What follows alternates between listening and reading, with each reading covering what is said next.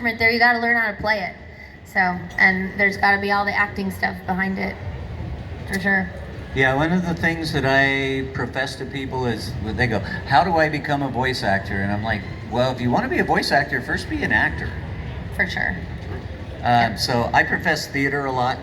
I'm a big believer in just community theater. It doesn't cost you anything except for transportation, and you'll learn a lot of stuff about acting, developing characters, and having people tell you, do it again but better. Is that how you got into doing voice acting? I actually started acting and voice acting at the same time, and I didn't start acting until I was 40. Oh, well, okay. So I was there's hope for everyone here. a late bloomer. I had been doing a lot of music before that. I was lead singer in a bunch of different bands and stuff. We've heard that you sing. Yeah, I can still sing. I'm almost 60 and I can still sing. Do you guys want to hear him sing? No. I think they want to hear it. Yes. I would have to do a cover. I can't remember any of the songs that I actually helped write. That was so long ago. You sang Beach Boys to me in an Uber one time. Did I? Yeah. Oh, that just doesn't sound. Yeah, no, it sounds like You me. might have been drinking. I probably was. Yeah. Yeah. I don't know though. I do a pretty good Elvis. All right, let's hear it. Elvis.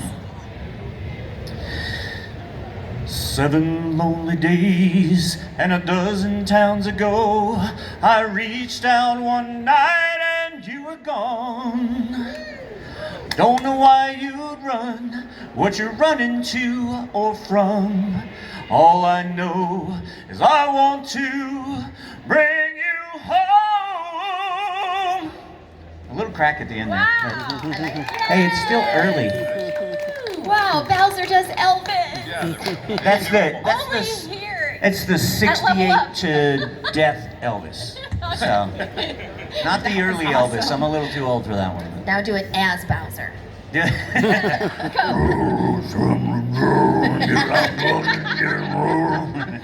Perfect. Now. Sadly. Yeah. Well, that's how Kenny got right it. on the spot. Well, wait, that's Sorry. the point of this, right? Yeah, exactly. So, that's how Kenny got into it. How did you two get into voice acting? Yeah, let somebody else take a turn. I was doing musical theater. I started out doing musical theater. I started when I was about 12, doing theater, and I did it all through high school. And then I went to the University of Michigan. I got a BFA in musical theater and a BA in psychology, and the plan was to do music therapy. I was going to get a graduate degree and do music therapy. That was the big plan, but I was like, no more school.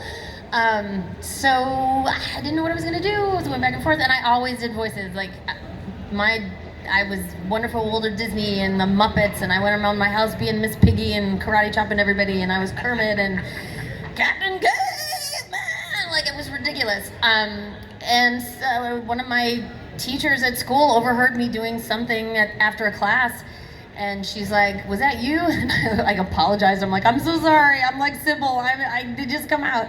And she said, no, you need to do voiceover. And that was like a light bulb for me. It never occurred to me that was somebody's job. I'm like, I could be the Little Mermaid.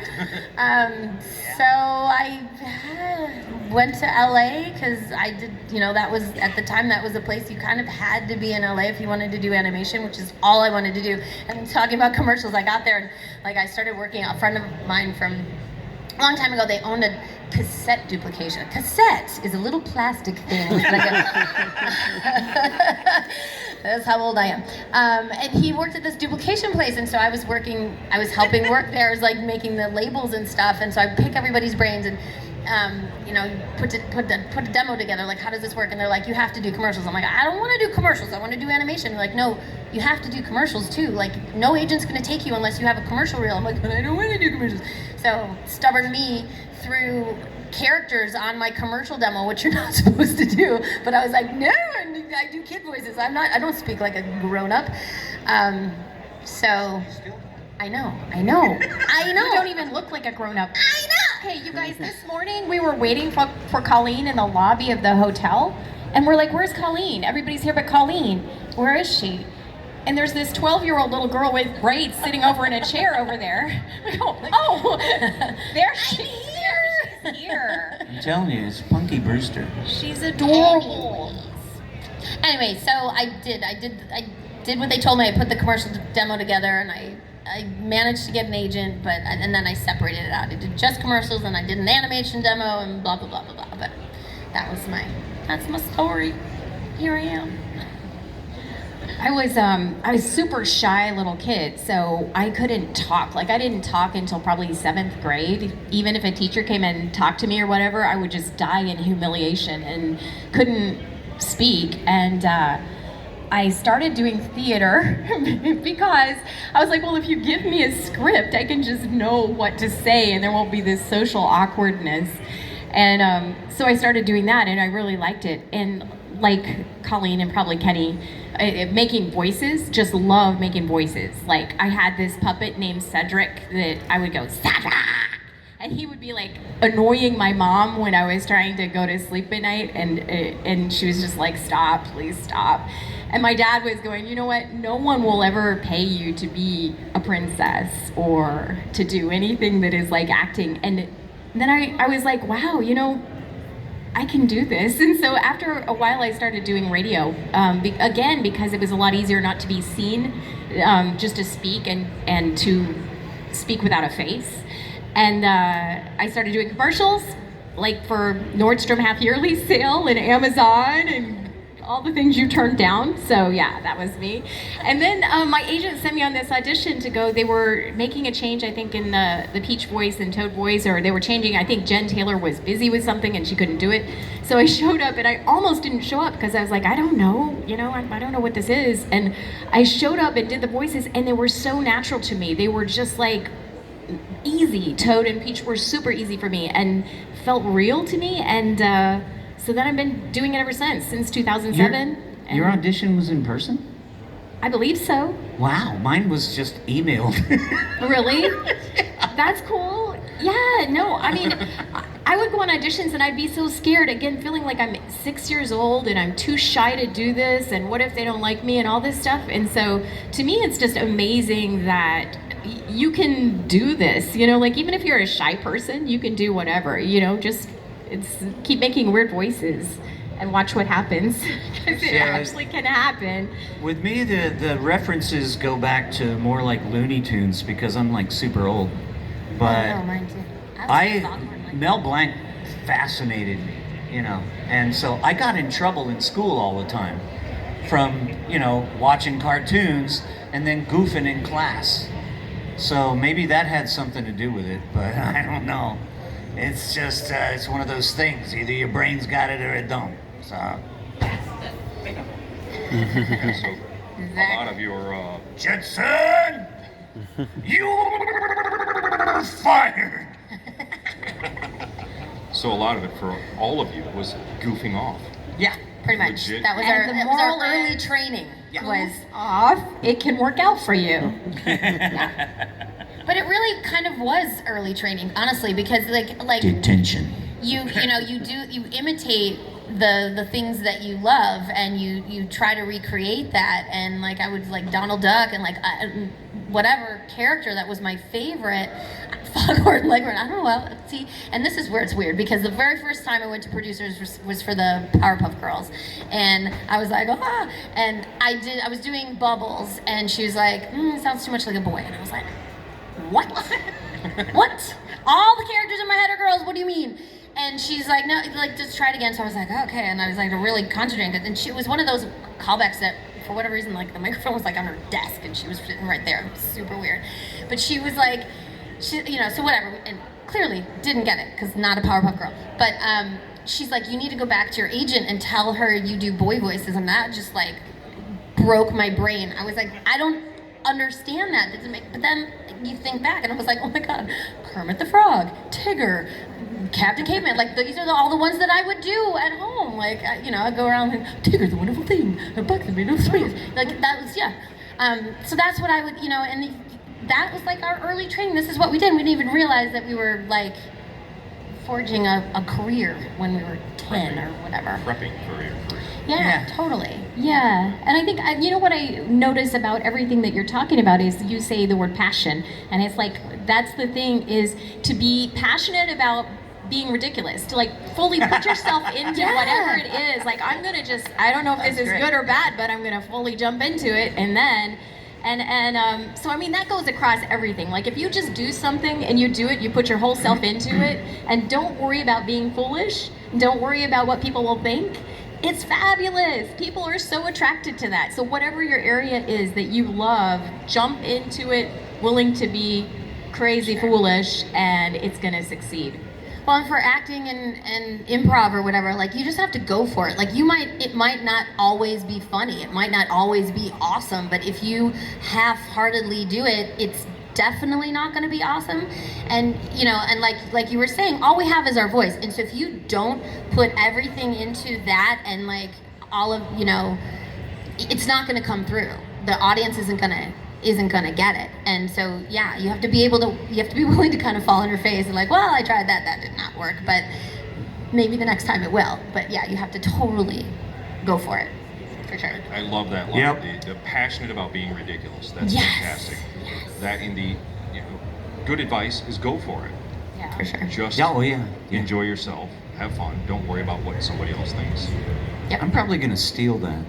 Which part? The passionate about being ridiculous. I wrote it down first, so Yeah. it's mine. We're gonna make T-shirts. Oh, you're Yeah. okay. We'll have them at the next convention. Here, Trademark. Here, I'll put You put Kenny those trademark, to- registered trademark. So there, you get a second. Okay, There we go. So we're all set on that. you're out. Um, You're out. well, Came up with it. you started later in life, though. Oh yeah, yeah. So how has voice acting changed your life? Well, I don't have to have my day job anymore. Tell them what your day job was. I know. Yeah, let's hear I know. Come on. I used to sell propane and propane accessories, I'll tell you what.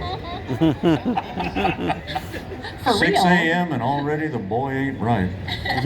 But yeah, I was a propane service tech for 13 years, and before that, I had a bunch of other yucky jobs, landscaping and insulation, and I did 6 years in the Navy on submarines, which I'm not rolling my eyes at that. I'm very proud of that, but thank you. I had a bunch of crappy jobs. After I got out of the Navy, I worked for a couple of contractors for the Navy, and then that wound up falling apart. And then I just had every crappy job you can imagine. And when I was 40 and I was working at Suburban Propane, and I was like, I'm gonna build myself a website and I'm gonna become a voice actor. Yeah, that's what I'm gonna do. I did take classes and stuff. I did a little training, but I was sort of a natural. So I still say that it's because of how much I used to goof in class. I was always in trouble for opening my mouth. So, voted class wit a couple of times, but as I never thought about actually acting in front of people until I started to go see theater productions, and I was like, oh, I want to do this. The worst part of it for me is memorizing things, but Rememberize? yeah, memorizing. Okay. That's what I call it, because you either remember it or you don't. So you're memorizing. Yeah, 40 years old, before I actually started trying to perform except for music. Now, I had been doing music for a while, but that's different. I'd gone into the studio as a musician and go, okay, we got to record these songs. And I'm all like, okay. So cool, I'd been in front of a microphone behind the glass and people hacking on me. But when I went for my first session for Nintendo, I was horrified. Oh, I'm sure. I was like, I'm pretending. I'm gonna fake it until I make it. I was terrified. I was like, I don't know what I'm doing. And they cast me as this icon. That's a great pivotal moment, though. Well, yeah, and then I got in there and I was like, okay, they're gonna want me to be Scott Burns. Scott was Bowser before I was. Super Mario Sunshine. Scott Burns, when they sent me the auditions, it was his lines, and they sent me his raw audio tracks, outtakes and all. So they didn't specify that they wanted a voice match, but I assumed. So I did my best Scott Burns. I was, Mario, how dare you disrupt my family vacation? And they were like, you got the job. And I was all like, okay, now what? I'm gonna have to go to Bad Animals and I'm gonna have to stand in front of these people and do this thing. But then I found out I wasn't gonna be speaking anymore. I was like, all right, I thought Bowser was talking now. They're like, nah, not anymore, no. You know, I think four or five words in English in 18 years, yeah. Mario, Peach, Nintendo, and Showtime. And it was like, that was about it. The rest of the time it's Bowserese. So thankfully for anime, you know, I get to speak English and stuff. Well, that would help at times. It does. And I love doing anime. It is the Forrest Gump box of chocolates of voice acting, because you never know what you're gonna get. So every time I go in there, I'm like, yay, let's go. That would be fun. That You was get a- to speak English, which, you know. I like speaking English. Was that a long enough answer for you? Was that? We can keep going. I mean, it's I know up to these you, guys are but falling asleep. They're over just there. watching you now, I- so they're waiting for you I- to, like, I am fascinating. That's the shirt you need. That would be I perfect. do, yeah. Colleen. Yes. Yes. What was the question? Yeah. Okay. Question now. There we go. How does filming and recording for a major motion picture differ from anime? From anime. Okay, Or so which do you prefer, I guess? I'll take the motion picture for 500, Alex.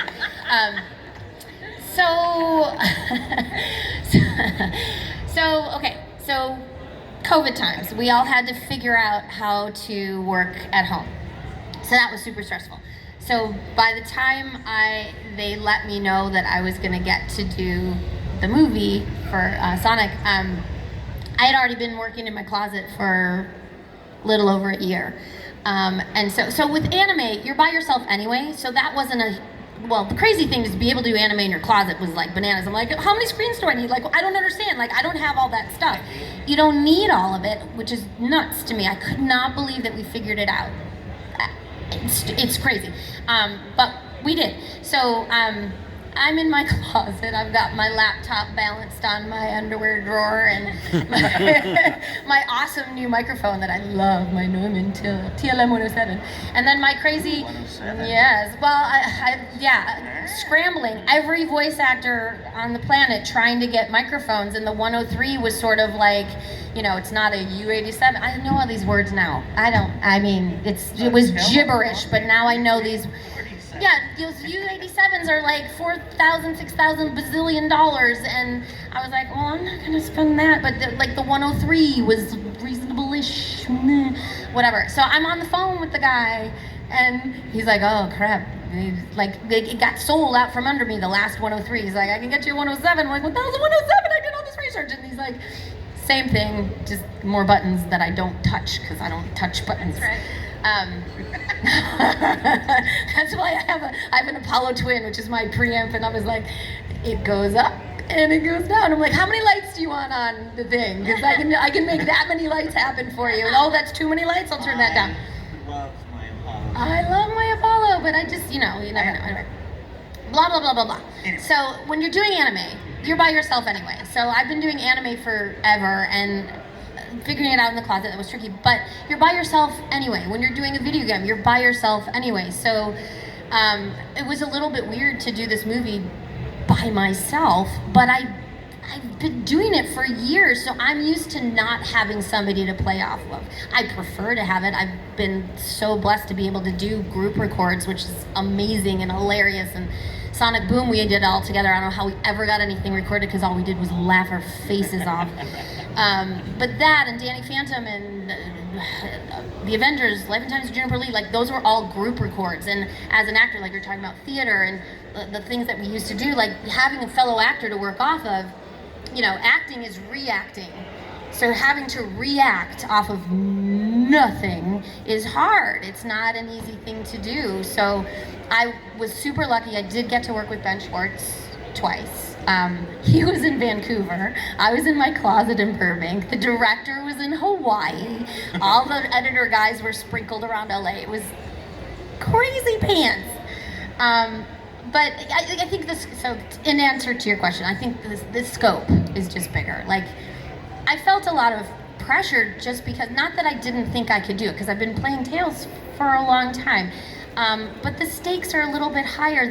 The circumstances that Tales finds himself are different, and like, we get replaced. That's just what happens. That's Hollywood. You know, they don't care that you've brought this character to life for 25 years. They don't care. They want the celebrity that's gonna sell tickets. That's what they want, and that's what the money people, the people, the powers that be, that's what they want, you know?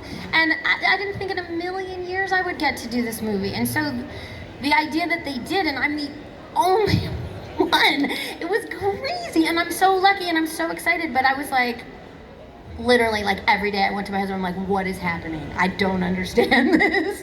But so for me, like, there was a lot of pressure. I mean, I was nervous. I'm a lot happy of for nervous. you, but I hate you now. I know. And you I walked know the you red hate me, and I'm carpet. sorry. You've got to talk about your Tales I yellow got to dress go and to red the carpet. premiere, and I did a press junket. I'm like, what is happening? You are a movie star. It was crazy. Luckily, I only did 1 day of press junket. Everybody else did 3 days, and everybody else had somebody with them. I had to be by myself.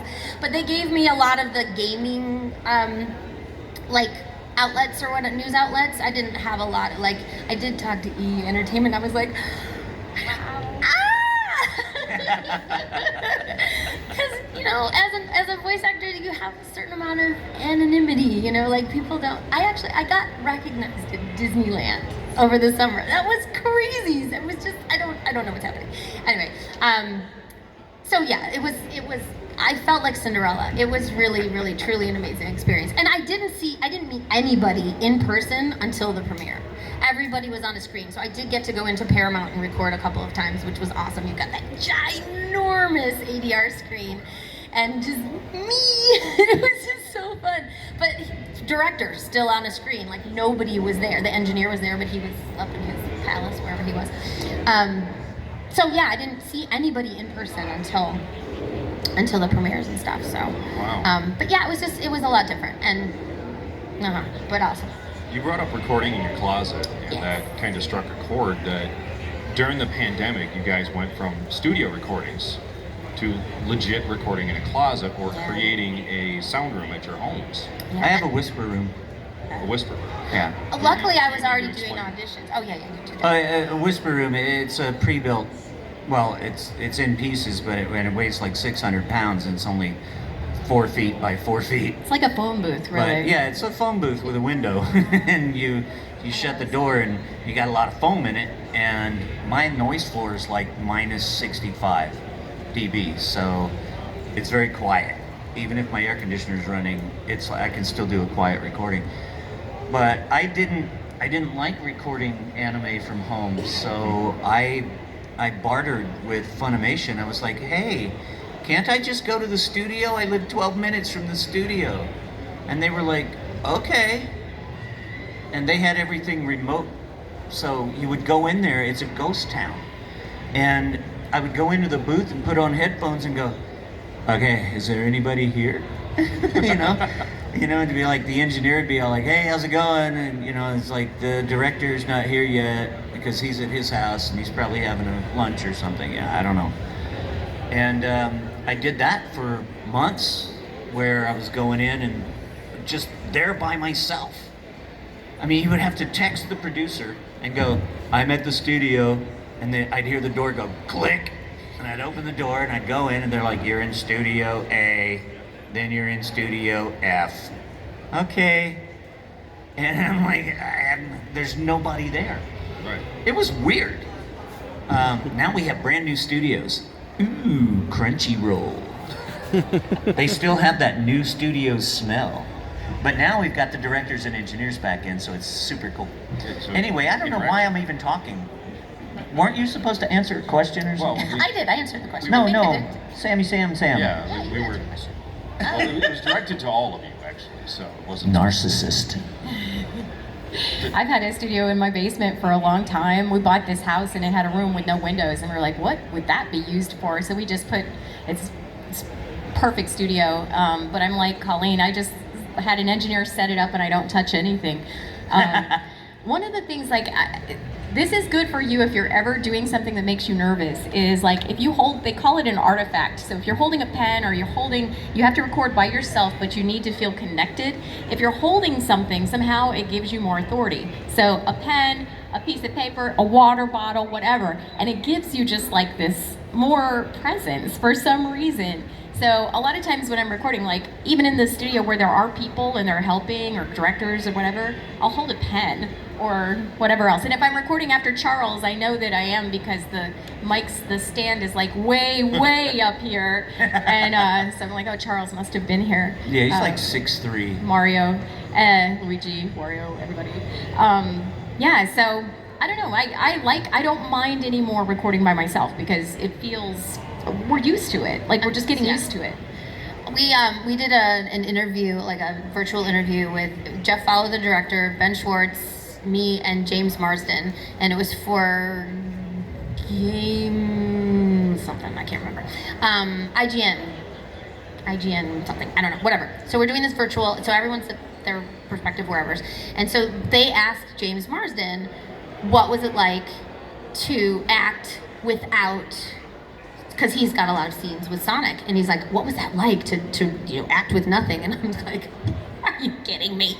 Because he was funny. He's like, yeah, sometimes it was just like a tennis ball on a stick, and or there's like just a mark of tape on the floor, like because you have to get the right eye line because you don't know how tall because Sonic obviously is shorter than him, and because you're doing this live action and animated combo platter.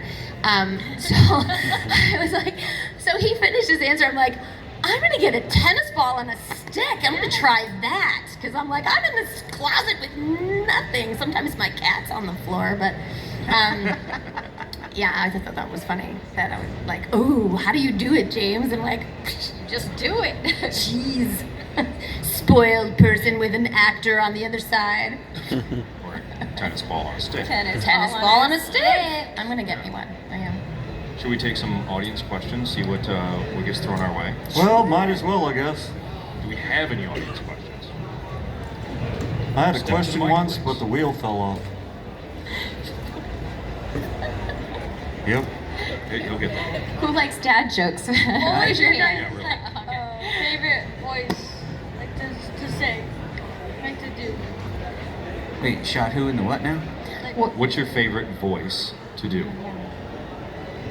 Oh boy. What is the one that just launches out of you randomly? How about that? I like Toad.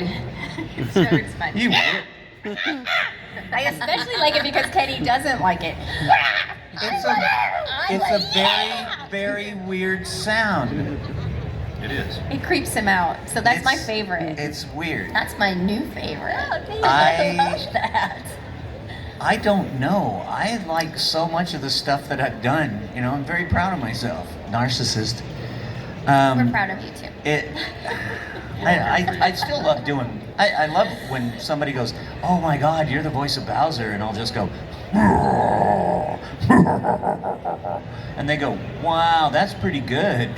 I'm like, "Well, I've had a little bit of practice, but I've done so many anime voices. I mean, I've done everything from little 4-inch tall people. I forget what they were called. And it sounded more like a munchkin than anything else, and I've got Miyagi, and he's just upbeat and happy.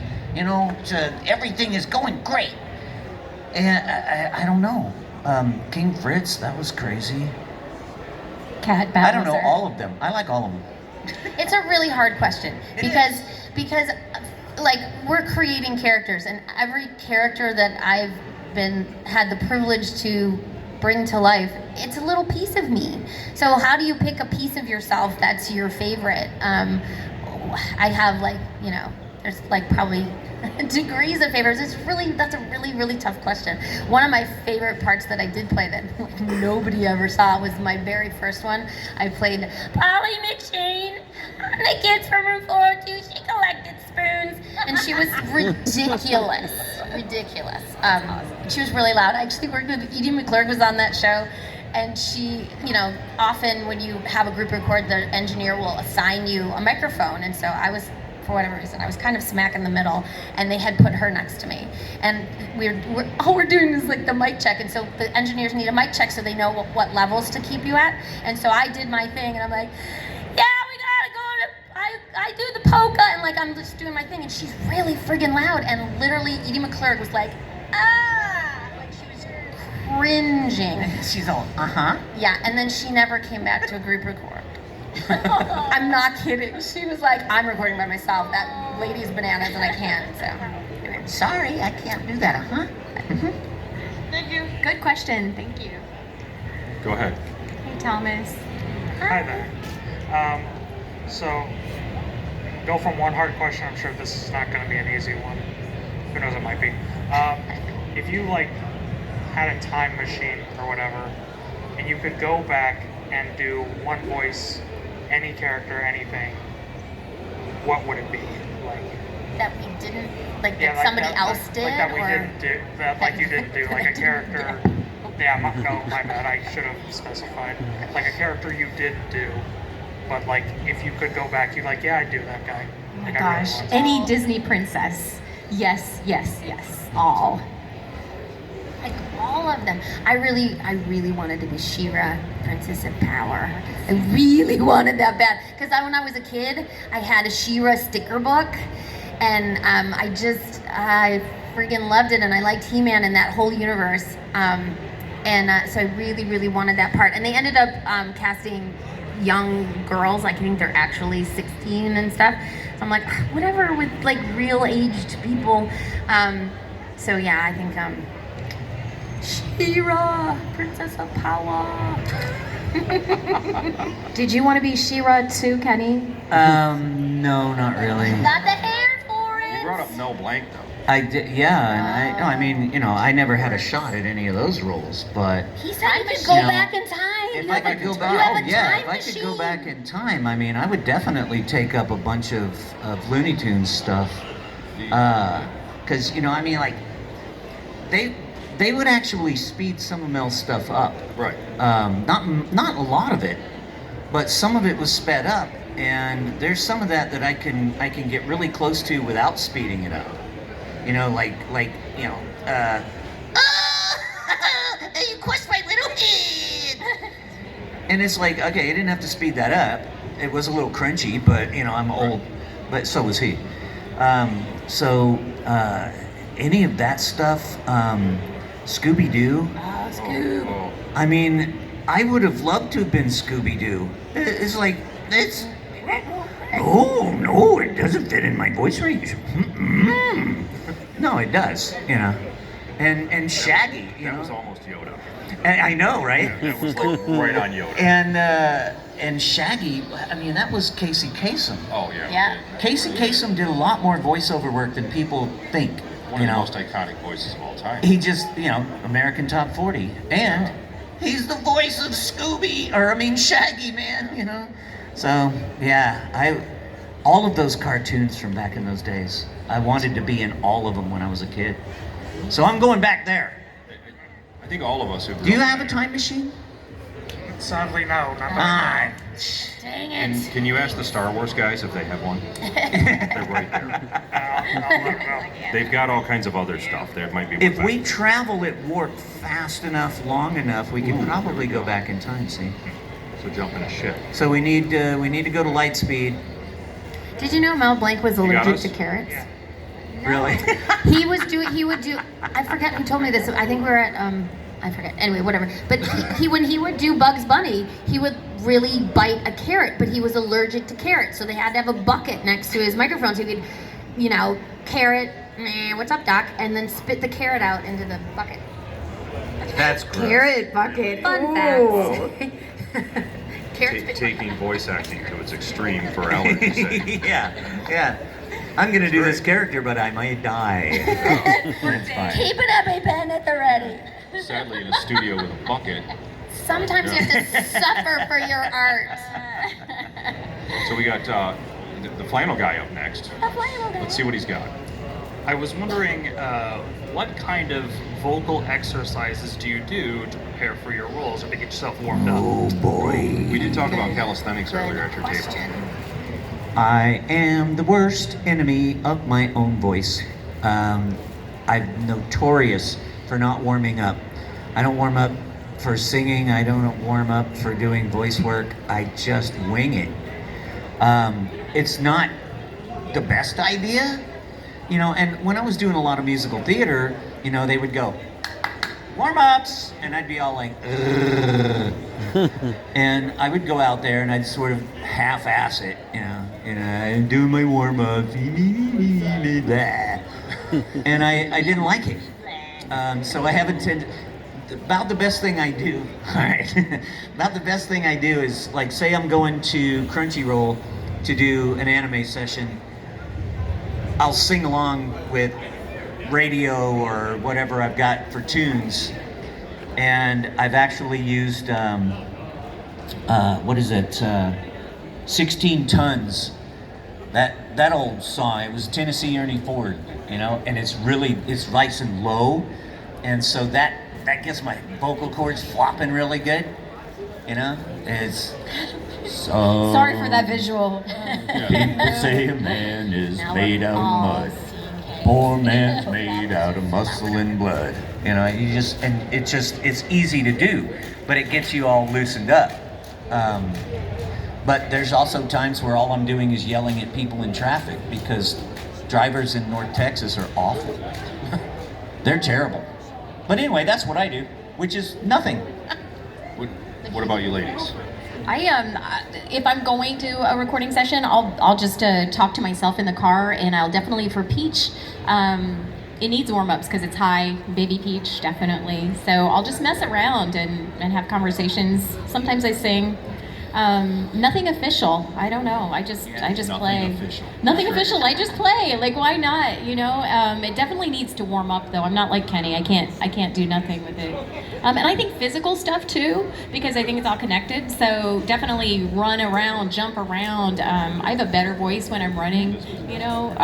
What gets your breath going? Yeah. It just wakes everything up. Yeah.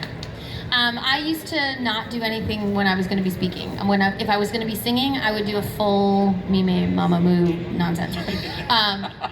But for talking, like, it never, like, even if I'm doing something hard, I never had to, and my recovery time was always pretty good. I was trained as a singer, and so I know kind of where to put things. Like, people are like, oh, how do you not lose your voice? I'm like, I kind of scream around it.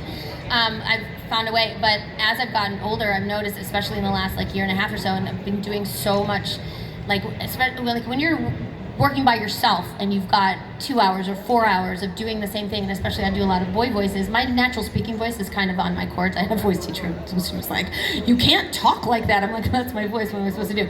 She's like, you should talk like this. I'm like, no thank you. I'm not gonna talk like that. That's crazy.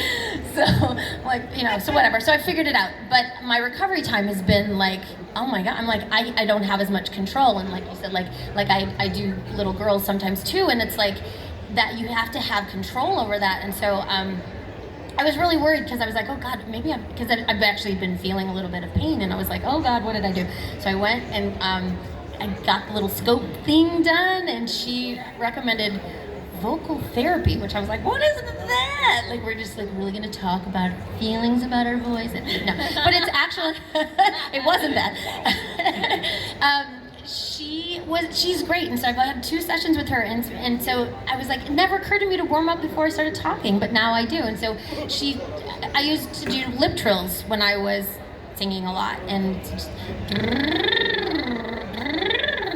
that gets you breathing in the right place, and it puts everything where it's supposed to go. And so now I do these things, and I steam, and I have a whole, and she, like, I was like, okay, she's just gonna tell me to drink more water and stop talking. But it's more than that. And I was like, this is kind of exciting, because it never occurred to me really to warm up before I would talk. You know, so. I want vocal therapy. Don't you guys She's want awesome. it? Eugenia is amazing. I want this. Yeah. So that's my new thing. That's a good question. I steamed this morning and I did my little. So what is steaming? What's that? Yeah. So I took a shower. you can do it that way. But so I worked at Hershey Park a million years ago, Oh, that's- and I was in the Shake It Up show. We did 5 shows a day, 6 days a week. It was insane. And our theater was freezing cold. Like literally it was so cold, it was like performing in a refrigerator, which is terrible for you. And it was hotter than crap in Pennsylvania. It's the summer, and so we're like outside sweating. We're dancing and doing the show, so we're sweating, but it's freezing in there, which is terrible for your vocal cords. And we begged, pleaded, moaned, like, fine, have air conditioning on, but don't put it at sub-zero temperatures. Our water bottles literally were sweating backstage. It was so cold in there. So we all were sick. And by the end, I had developed like chronic bronchitis. And so whatever, I had to get this steamer to get steam into my, it was like a steam inhaler. And you can get one, I have a portable one now, it's awesome. And it can be cold steam or warm steam. And it just, like what she explained to me was that, yes, drinking water is great, but it has to go through your whole person to get to your vocal cords. So if you do steam, it needs moisture. Like your vocal cords are, like the inside of your mouth is not dry always, but whatever, it's like they're folds. They're not actually like a harp. They're not actually chords. They're folds, and you need to keep them lubricated. And so steam, yeah. Gets right on in there. So you can do it with if you turn the water in your hotel room, like if you get it like really hot and you get a washcloth, you can do it like the old fashioned way and just kind of, breathe that in. So, yeah. Anyway. Everybody's going to be doing that now. And I think you all should. Thank you. No. It really does. Oh, you're Yeah, not? and Well, No. no, Kenny won't, but No. everyone else will. Kenny will be singing Tennessee Ernie Ford while everyone I'll be else is singing doing Tennessee Steve. Ernie Ford. I'm gonna be steaming. And with Bouncer Steaming is though, so good. I did have a tendency to super hydrate. If I know I'm going in there on Wednesday, on Tuesday, I'm gonna drink about 8 million gallons of water. A literal 8 million? Yeah, Okay. I think it was 8.5 million. I'm Wow, not sure. That's a lot of. But anyway, I just super hydrate, and then I'll still in a 3-hour session, I'll still drink 7 bottles of water. That's a It's lot. insane. Yeah, they're like, "You want to take a break?" I'm like, "Nope. I want to get this over with so that it doesn't seize up on me." Well, yeah, because we have to keep working. Like if you like wear yourself out one day and then you can't work the next day, then you're like, When I did Meowser's voice, the power up, the cat power up, I could taste blood at the end of the session. I tore my throat up real good. But talk about recovery time. 3 days later, I was on stage in Evita, and I was singing. So, and I wasn't mic'd. I was singing That's over impressive. a 9-piece pit. nice. Yeah, I'm a beast. Machine. Woo! Look at him go. Vocal He cords doesn't of even steel. steam. I probably got nodes all over this. Who knows? You might want to get that checked. I have two